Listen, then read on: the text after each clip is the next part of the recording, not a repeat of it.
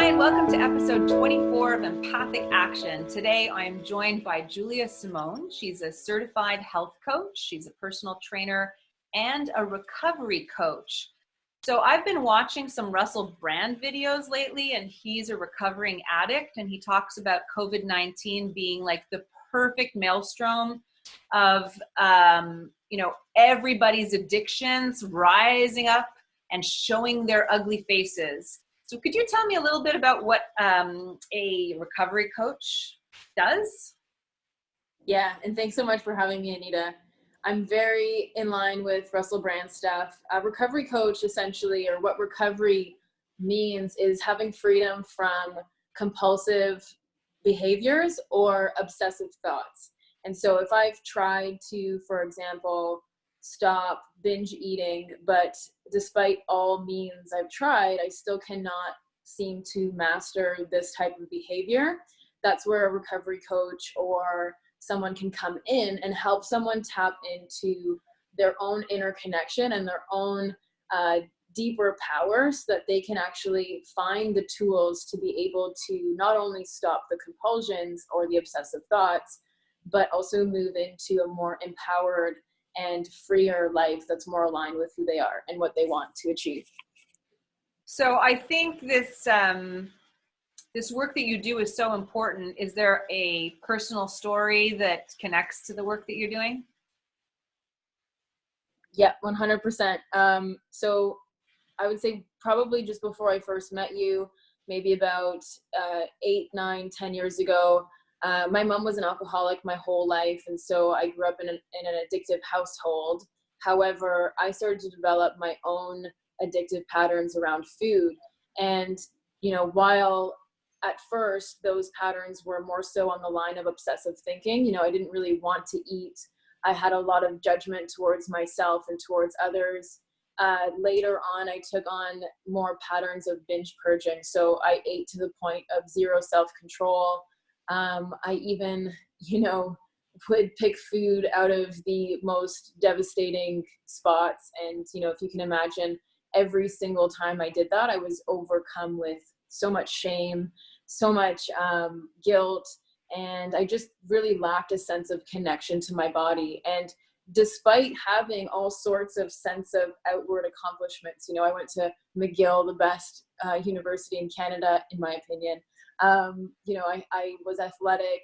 I really had this drive to succeed, and I would show the world, that I was important. But at the end of the day, I was left with a feeling of emptiness and, just a disconnect from who I was. And I didn't know who I was. And so when I was about 18 years old, I really started to seek out support for it. And I tried many, many things, from therapy to treatment center to I was put on antidepressants as well.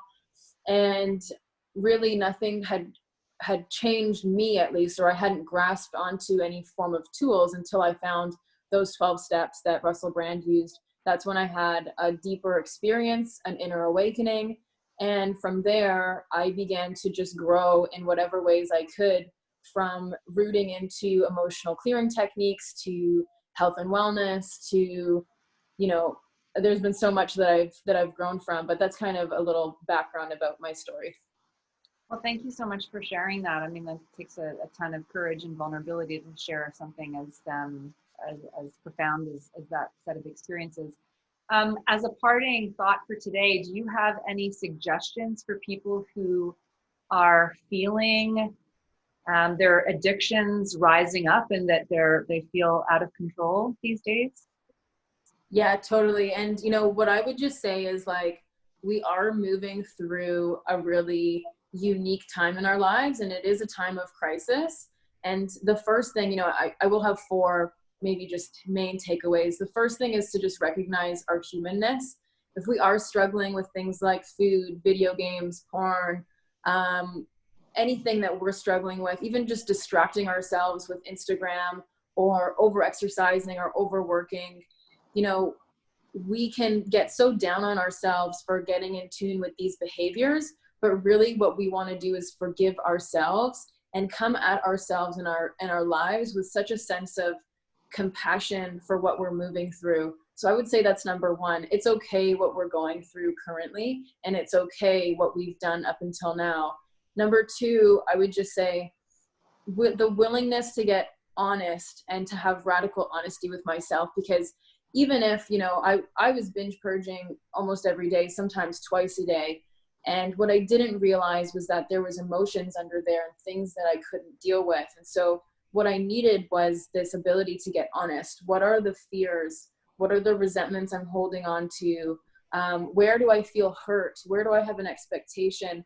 Writing these things down on paper can help get it out of our minds and out, and it will make it smaller than what it currently is, than if it was continuing to circle in my mind.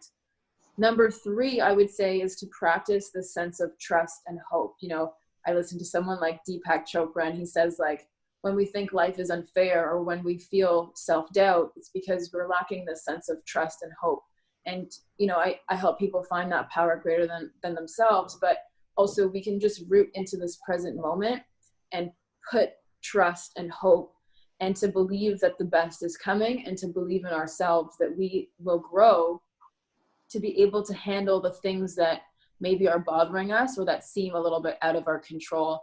And then once we've found that sense of self-love, you know, self-compassion, and we move from that space, then yeah, like, you know, go outside, find a spot in nature where you can meditate, like shake your body out, like scream if you have to scream. You know, I know people who are like just slamming balls all the time because they just need to get some anger out. Like, that's real too. So give yourself that permission to move your body in a way that feels good and authentic to you. My goodness, I think we have so much to talk about that we'll have to go for another episode. So we'll conclude on that note for today. Thanks so much for watching. See you tomorrow. See you tomorrow.